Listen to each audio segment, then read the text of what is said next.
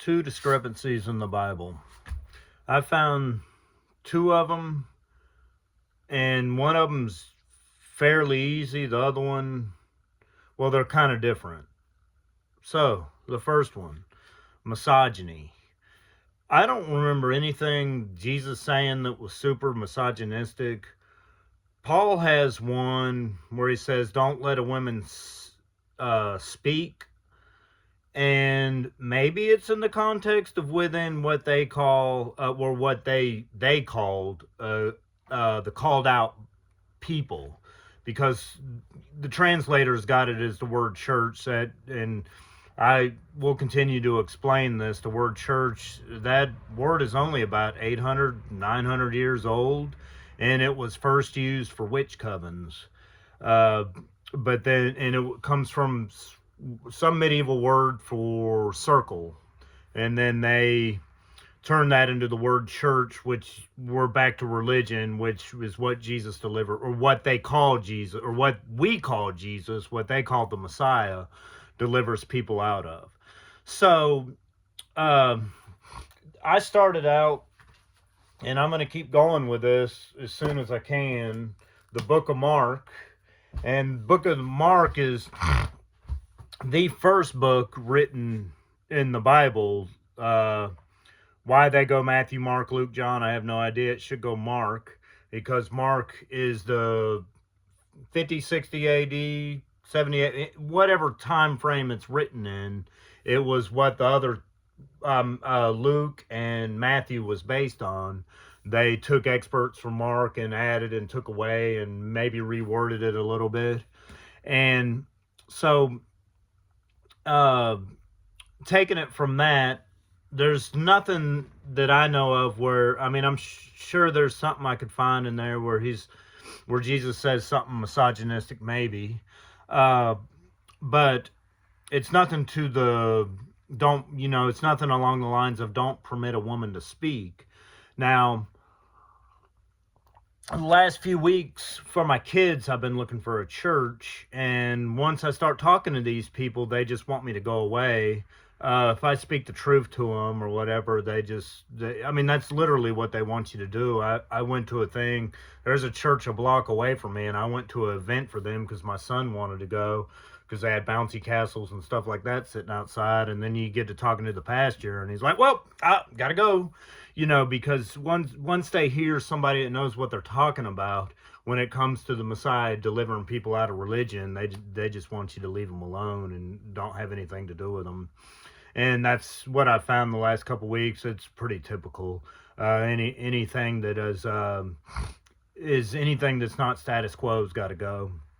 So, and so we got the misogyny. Don't let a woman speak. Now, I've read the Bible in the Greek. It's been years, and I'm dyslexic, so I forget a lot of it. But there was, what is it, Corinthians 9 or Corinthians 13? I think it's 13, where Paul talks about don't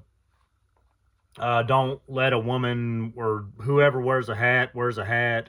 The woman needs to wear a hat, but the man doesn't, or whatever. Well, I believe what he's talking about is that a man is over a woman. I believe that that's philosophical, and the religious people will get into a tirade about, well, they were wearing hats in this certain church, and then he was saying, okay, you can wear a hat and you can't wear.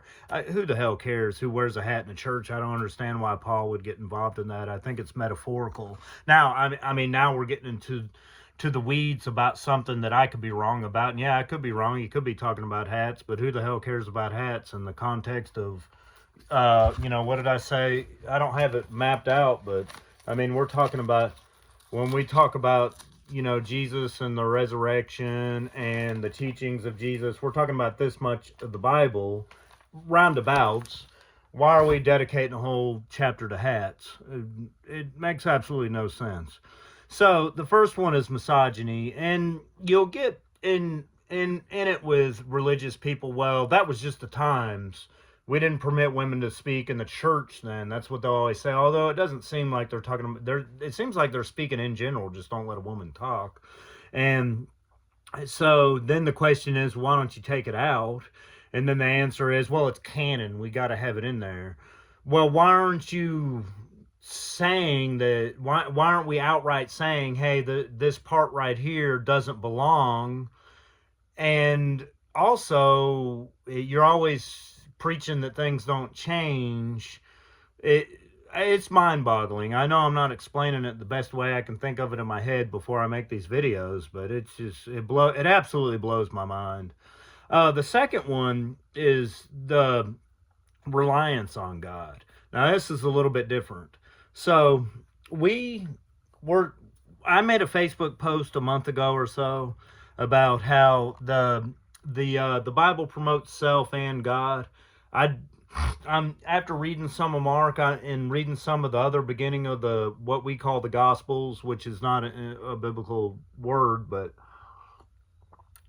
I'm beginning to find out that it's a reliance on God. So a few years ago, I started reading this book, The Four Agreements, which the Four Agreements is a book about the reliance on self.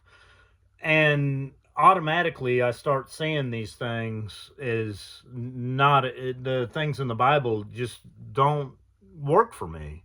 They may have worked for me in the past. I spent many years a religious person, and then many other years trying to get away from religion once I realized that Jesus, what we call Jesus, delivered people out of religion. So Jesus came here, the people that believed what he said left religion. Well, they left religion, yeah, but 400 years, 300 years later, they just made it a new religion and totally perverted it.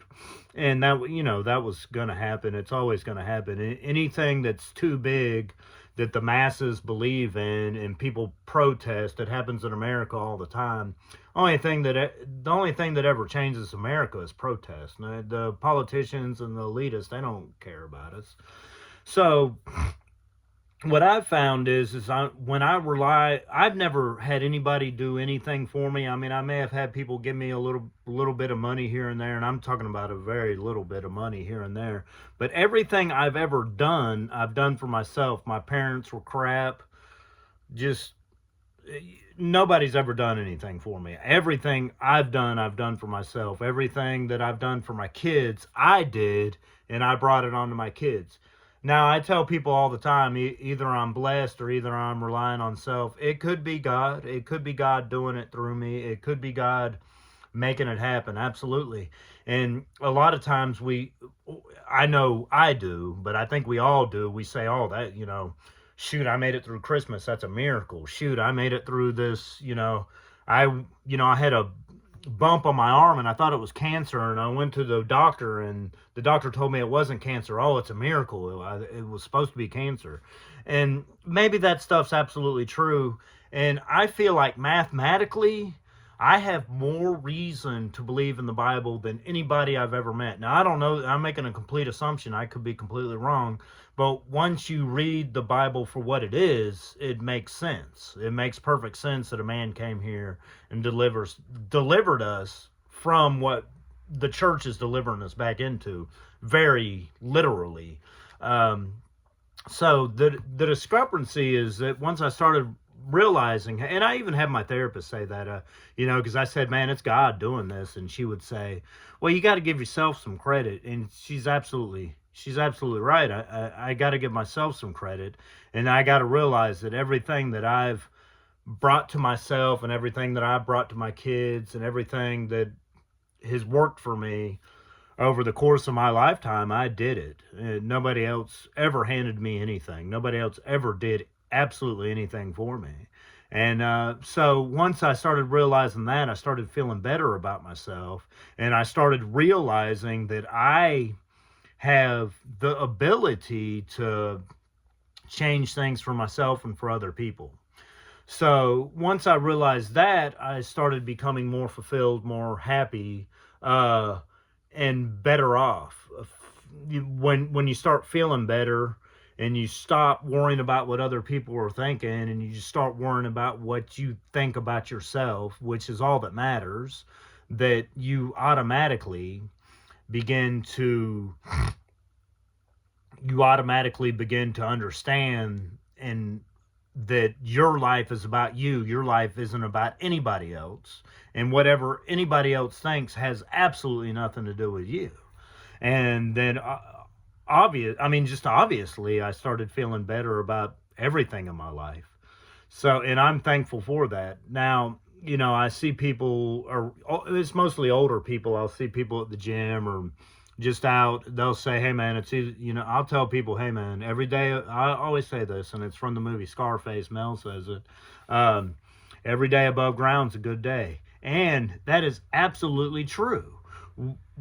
This is every day I feel like is just a great day. I got to go to work today, whatever, dude. It's a great day. I love going to work. I and and I'll make another video because it's another thing I've been thinking about is our responsibility versus the things that we want to do, and our responsibility versus love for other people.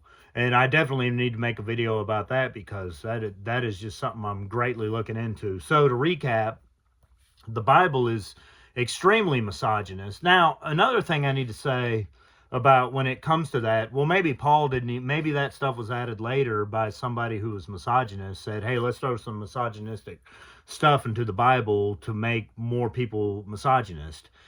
Maybe that happened. Maybe Paul never said or wrote that stuff. It's really out of character in a lot of ways. Just to automatically just blurt out of nowhere, women shouldn't speak. It just doesn't. In the context of all of it, and I know a lot of things. When you have a piece of parchment, because they didn't have paper or printing press or any of that stuff back then. You have a piece of parchment and you only have so much time to write, and you're not a good writer to begin with because you didn't go to school, because there were no schools. That I can see how somebody could write something in there and then add something later and add something later, and none of it really gels because your profession is not a writer. The Bible is, I can understand why certain parts of the Bible were not a well written book. Now, the Gospels are well written, and you got Luke. Luke is a writer, he is a historian, and he wrote Luke and the book of Acts all as one book, and it really comes together real well because that was part of his profession, was a writer.